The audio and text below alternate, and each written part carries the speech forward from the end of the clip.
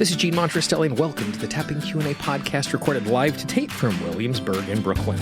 This is episode 520, originally aired November 3rd, 2021. Hi, everyone. I hope this finds you well wherever you are and whatever time of day you're getting a chance to listen to this. Thanks for spending a little time with me today. Today, we are going to talk about and do some tapping for how we can end up being emotional doormats for the people in our life and how we can consistently put other people in front of us. And I actually understand this problem or this conundrum in a new way because of a conversation I was having with a client last week. Before we do that, two quick announcements. Number one, we have a free 10-part guide on how you can use tapping to eliminate self-sabotage. All you need to do is go to tappingqa.com, click on that big blue button. And when you click on the blue button, you'll get an opportunity to receive an email every single day for the next 10 days where I teach you one small little thing you can do in the morning to set yourself up for success. And then at the end of 10 days, you can choose the one or two tools that work best for you. Secondly, a big shout out to all of the supporters of the Tapping Q&A podcast. These are people who, out of the goodness of their heart, financially support the podcast, which they could receive for free to ensure that you keep receiving this. And supporters of the podcast get a bunch of bonuses, like in the month of November, as we are doing the 30-day tapping challenge. They actually get access to MP3s of those downloads the moment they become available, and they get access to the Tapping Jam free as part of their support. If you would like to be one of these amazing supporters as well, all you need to do is go to tappingqa.com/support, and you too can support the show. And once again, thank you to all of the amazing supporters of the podcast. One of the things that I really love about the tapping community is the tapping community is filled with lots of thoughtful, deliberate, kind-hearted helping people. And that's not a surprise. People who are trying to improve their lives, are trying to transform their internal emotional dialogue and move forward in a healthier way, as a general rule, have a tendency to be more likely to be reaching out and to be a helper to those around them. Because this is the case, it's really easy for us to consistently put ourselves last because we are being helpful to others. You know, we put everybody else first, second, third, fourth, fifth. Maybe if we're lucky, we put ourselves sixth, if we even put ourselves on that list at all. And this came to light again, and this is a conversation I have a lot, but last week I was having a conversation with one of my clients who was trying to build a business that she loved, something she's super, super passionate in and can't wait to spend more time on it. And what she found was over the course of the last couple of weeks is everybody else's needs took priority over hers. When someone was in need, she stopped what she was doing to help them out. And she didn't feel bad about being a helper, and this is not something that's telling you that you are bad if you are a helper. But instead, she recognized in the clear light of day as we were talking about what was going on, how that wasn't serving her. And intellectually, we can understand that if we are not taking care of ourselves, it's hard for us to take care of others. The old cliche on the airplane, put your oxygen mask on first before you put on someone else's. But it's more than just being a helper. One of the things that I realized, and this is because of some internal work I have been doing, is that it's really easy for us to take action when we understand why we are taking that action. You know, it's easy for me to do something once, but for me to do something that is hard, you know, for example, I'm working with a personal trainer 3 times a week, and I'm changing my diet. It's easy with a little willpower to eat a good meal. It's hard to do that 3 times a day, 7 days a week. And so for me, one of the things that I like to do is I like to tune into why I am doing those things. My motivation comes from the why. Willpower only lasts so long. And so when the alarm goes off at 4:30 so I can be at my trainer's place at 5 a.m., or it's the middle of the afternoon and there's still some Halloween candy laying around and I want to make a good eating choice, if I'm able to get in touch with, I would like to be at this weight, have this sort of energy, have this sort of flexibility so that I wake up in the morning with more energy, so that it's easier for me to navigate my day, so that at the end of the day, working all day, I don't feel stiff, so that because I'm carrying less weight, my heart is healthier, therefore I will live longer in a healthier way.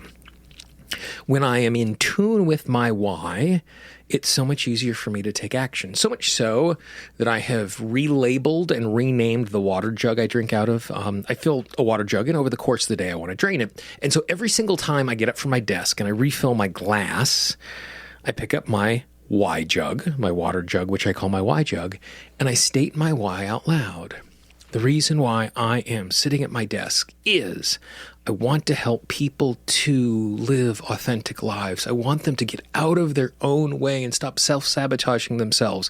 And if I provide them with resources to heal and transform internally, it's going to show up externally. They will live authentic lives. They will build amazing businesses, which makes the world a better place, which makes it a better place for me. I really say that out loud when I get a glass of water. And sometimes I say why is about my business and sometimes about my health and my relationships. But by being in touch with my why, it's so much easier to take action. So you're probably asking yourself, what does that have anything to do with us being emotional doormats? And I think it comes down to this. The clients I work with, because they're more emotionally intelligent and oftentimes empathic, they're super clear of the pain that the people around them are in. And when someone else is in distress, be it physical or emotional distress, especially if we can feel it, the transformational why is obvious. You're in pain. I want to help you so you're no longer in pain. And so we don't have to say the why out loud. We don't have to tune back into it because we're responding to an immediate need, someone else in physical or emotional distress. And it's really easy to take action when we're in touch with a why. Where my business, I'm not in physical pain because my business isn't growing. Now, if I look at my bank balance, if I'm getting call from collection agencies, in those moments I'm in pain, but away from that, it drifts to the back of my mind. And so it's hard for me to take the action around my business because of the way that I'm connecting with that why, or not connecting with the why, as that may the case be. And so the reason why we're really good at being helpers for others is we know the why. And it's really hard for us to take action for ourselves because we're not in touch with our why. So 2 things. First of all, I would encourage you to sit down and actually write out your why statement. Why you do the work that you do, why you're working on your health, why you are trying to be a great parent, whatever that is. But get it really crystal clear because it's easier for you to take action when you do that. And it also means that I'm not going to fall to the bottom of my list because the first 4 people on my list who are in pain, the why is obvious, mine is not. If I state my why, now, that doesn't mean I always put myself first. That there are times where I stop working to help someone else.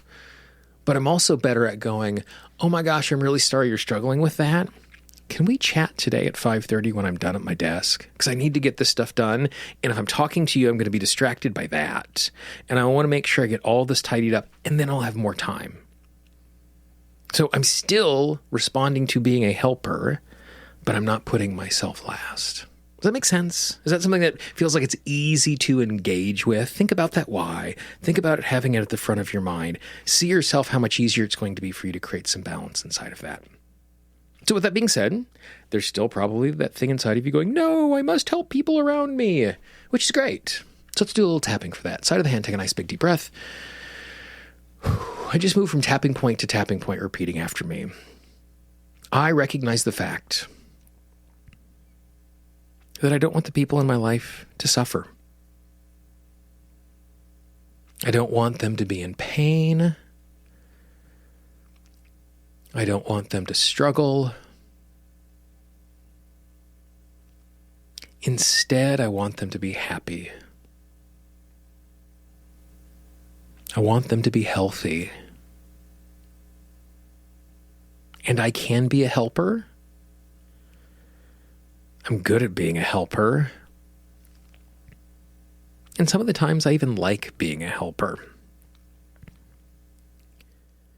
But if I am helping everyone else,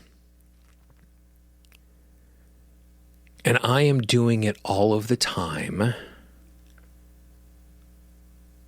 that I'm putting myself last. Making it hard for me to move forward. I'm making it hard for me to live my dreams. To create the life that I want. Or even to do the simple tasks that need to be done every day for me. I give myself permission to be in touch with my why. I give myself permission to tune into that why regularly. I give myself permission to know it's safe for me to have a why.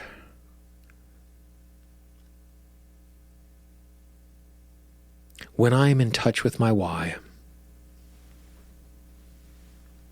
I have balance. I am still a helper, but I'm not always putting myself last.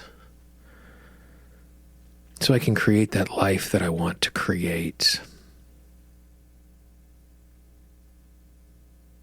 I give myself permission to be a helper. I give myself permission to be kind. But to do that in a way that makes sense for my life. Because if I just keep putting myself last, I will put myself in a situation where it's impossible for me to be a helper. It's about balance, and I give myself permission to find that balance. Nice big deep breath. Now, as we did that, I have a feeling that we poked a couple of buttons inside of there, that you probably got 1 or 2 or 35 yeah buts. Is that the case? Yes? So what I want you to do is I want you to jot those down real quickly, and I want you to go back and I want you to tap on this again and pay attention to those yeah buts. And if you need to lean into those yeah buts directly, that's awesome. And if not, just have them knocked out as you're doing that tapping script again. I would love to hear your thoughts on this idea of understanding other people's whys, and that's why we are helpers, is something that's really new to me. I'd love to hear your thoughts on that and how that resonates with you, how you've seen that inside of your own experience. If you have any questions or any comments, please reach out. I'd love to hear from you. You can get me directly at support@tappingqanda.com.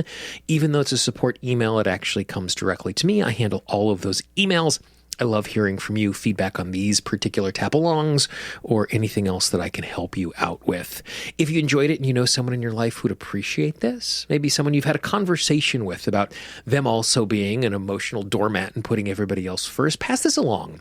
Even if they don't click play, even if they don't listen to this, the fact that you said, hey, I know you've been struggling with this. This is a resource that might be helpful. By simply doing that and saying that to them, you're going to make their day a little bit brighter. You're going to make it a little easier for them. If you haven't done so, please subscribe to the podcast. Remember, in podcasting parlance, subscribe is always free. You can find the show on Apple Podcasts, Google Podcasts, Spotify, Pandora, Amazon Music, Audible, basically everywhere you find audio. All you need to do is search Tapping Q&A, click like, click subscribe, click follow, whatever the button is, and most importantly, turn on the notification so each time a new episode comes out, you're notified right away. If you have a topic, if you have someone you'd like me to interview, we're going to do a bunch of interviews heading into the winter and into the spring. I can always be reached at support@tappingqanda.com. Let me know how we can be of assistance to you in the future. For the Tapping Q&A podcast, this is Gene Montrastelli. I hope you have a great day, and I will talk to you real soon. Bye-bye. The Tapping Q&A podcast is copyright Gene Montrastelli Tapping Q&A. All views expressed by guests are those of the guests and not necessarily of Gene Montrastelli and Tapping Q&A.